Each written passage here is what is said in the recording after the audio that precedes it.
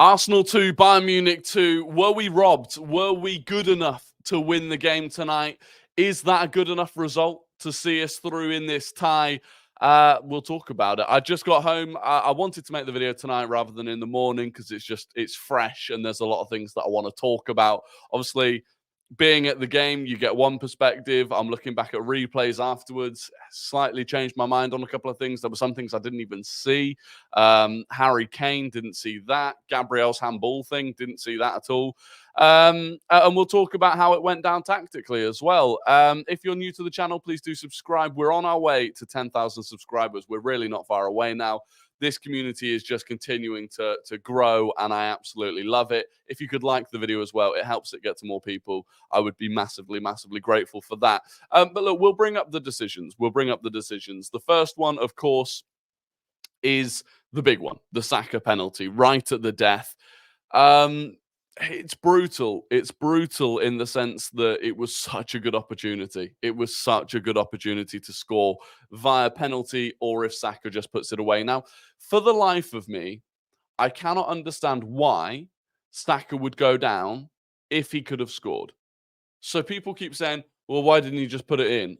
Either he knows that his touch, he's not getting to the ball. I think he chops it back a little bit behind him. And I think his momentum carries him forwards. I think he knows he's not actually going to get to the ball. So people saying, oh, just put it in. I don't think his first touch was good enough to do that. But the collision itself, people are saying that SAKA initiated the contact. I don't think he did. I think he left his leg there. For sure, he left his leg there. But quite clearly, Neuer gets nowhere near the ball and takes a swipe at it. Like, I know you can't judge it in stills necessarily, but it was clear as day that Neuer attempted to win the ball and got nowhere near it and brought down SAKA. Now, whether or not SAKA leaves his leg in is almost irrelevant because they have collided, and I just don't see how it's not a penalty. We see that get given all the time, and if Kane does it at the other end, it's a penalty. Everyone praises Kane for how clever he is, and they say Raya is clumsy. But for whatever reason, in this instance, it's a pylon on SAKA and accusing him of being a horrible cheat and a diver. The majority of penalties are won by players leaving their legs in. We saw it tail end of last season. Was it Bernardo Silva won a penalty against Crystal Palace that won them the game 1-0? Or no, Gundogan maybe it was that left a leg in to win a penalty. This is what they do. This is smart play. This is how you win games. But again, when it's Bukayo Saka, it's different. So for me, at the time, by the way, this happened sort of in my corner. I'm in the corner to the left of Neuer here, lower level, and I was certain it was a penalty. From my angle, it was like stonewall. Couldn't believe it wasn't given. I was absolutely fuming. Having watched it back, it was softer than I initially thought, but I still think it's a penalty. Harry Kane should have been sent off. This elbow on Gabriel, I didn't really see it at the time. I saw he got booked and I could gather that it was from, elbowing Gabriel. But for me, having watched the replay, it's a stonewall red card. He looks back towards Gabriel. He knows where Gabriel is. He then looks to the ball, realizes he's not winning the ball, and then he elbows him. He swings an elbow back. And the big thing here is both of Kane's feet are on the floor. He's not heading the ball, so there is no reason for his arm to be here. He's not doing this to head the ball. He's not doing this as he's jumping. He has seen Gabriel coming, and he's elbowed him. And I cannot believe that it has at least not been, sending the ref over to the monitor. I despise Harry Kane. I think he's vile. I really do. And he does this all game, and he gets away with it. And I don't know why he gets away with it. He's this weird golden boy. But for me, straight red card. And then there's this one. I had no idea this happened. I had absolutely no idea this happened. Until every time I tweeted, people kept replying, going, "Well, what about Gabriel?" It's a penalty. To be fair, that's a penalty. The ball is in play. The referee has blown the whistle. David Raya's passed Gabriel the ball, and Gabriel's picked it up. It's handball. Now, look, in terms of playing the game like gentlemen, I don't, you don't want that to be given as a penalty. There's no Bayern player even in the box. It's not like, if someone was really pressing Gabriel and he's picked it up, fair enough. But I can kind of see why the referees made the decision that he has, but I think we've got lucky there. And I think there were a couple of times where players switched off this evening. And also, I've seen it before, right? Where normally if Raya wants Gabriel to take the goal kick, he'll pick it up and roll it to him to avoid this exact situation. So we got kind of lucky there. But now I kind of just want to bring up the general game, the players, and if I just bring this up and we'll go through it. I didn't think we set up perfectly tonight.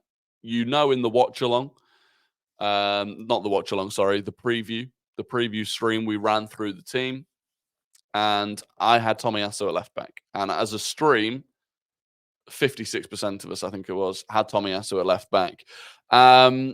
And pretty much my justification for having Tomiyasu at left back was that he is the best player we have in 1v1 duels. He's the best 1v1 defensive fullback. And, ultimately this evening, I thought we needed that against Leroy Sané. Both of the goals, really. I mean, the first one, it's a mistake from Gabriel, in my opinion. Raya comes out for it. I think Ryan's well within his right to come out for it. There's clearly miscommunication. I don't know who that miscommunication came from, but I feel like Gabriel should have left it. Anyway, one thing leads to another. And before you know it, they've scored. But Kivior was really struggling to deal with Leroy Sané. And then, of course, when he runs through for the penalty, again, that was Kivior. And look, I don't want to put a lot of blame on Kivior. This is his first time at this sort of level. I think the biggest thing he was getting wrong was that he was trying to really be aggressive on Sané, and he was right on his back. And for a player with Sané's pace, sometimes just give him a yard. Just give him a yard, because if he spins you, he's away. And that happened a number of times. And then I thought it was quite interesting that we then brought on Zinchenko in Kivior's place. I was really surprised when they came out for the second half and it was Zinchenko.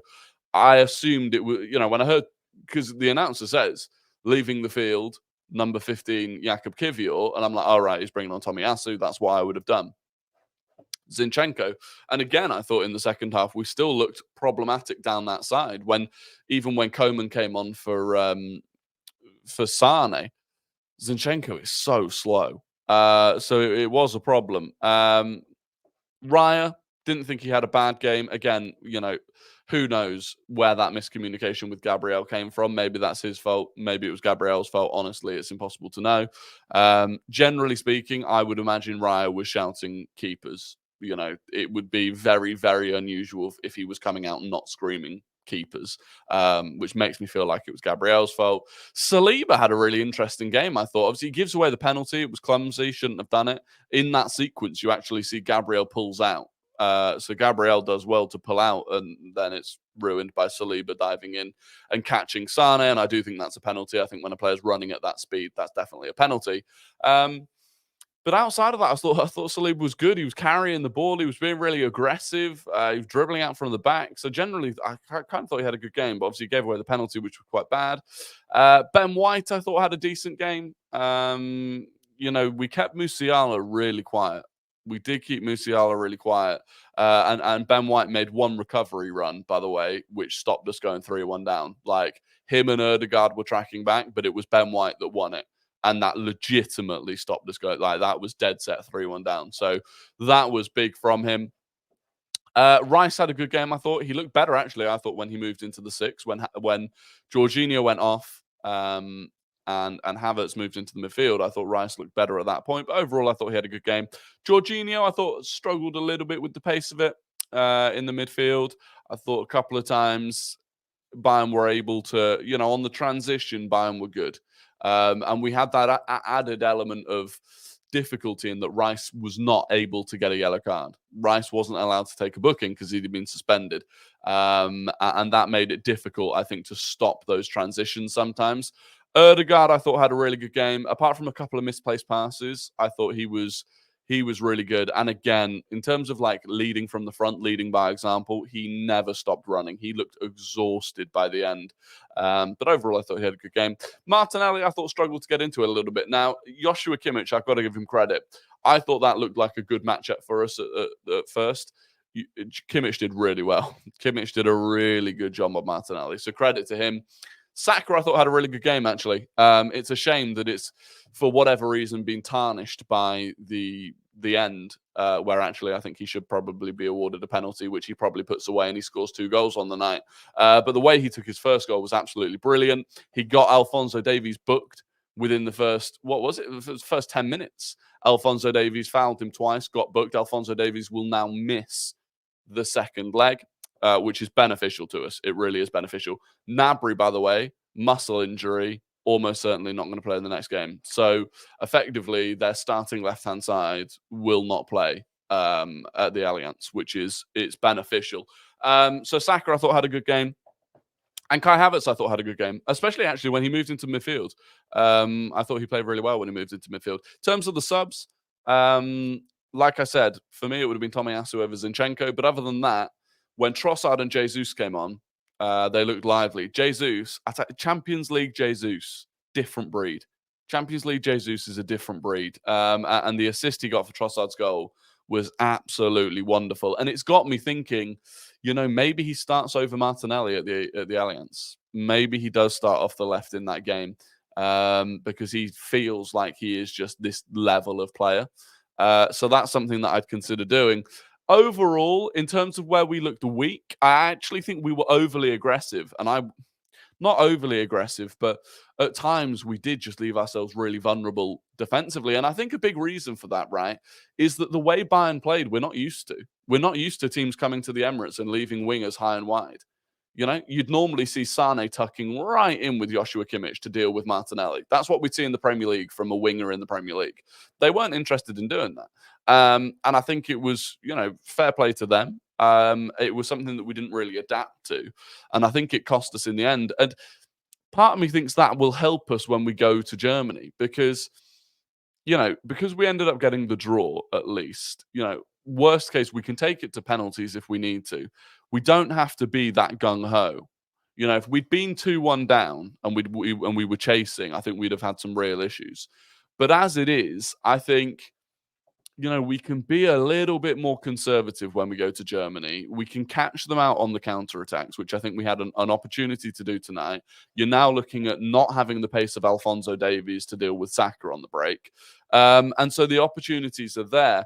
At times, I thought we were sloppy. I do still think there was an element of nerves. I don't think we played as well as we have done in previous games, especially in the Premier League. We didn't look as relaxed. Just some simple things. We had a free kick in a really good position on the left-hand side, and Rice just, goes to cross it in and puts it over the bar.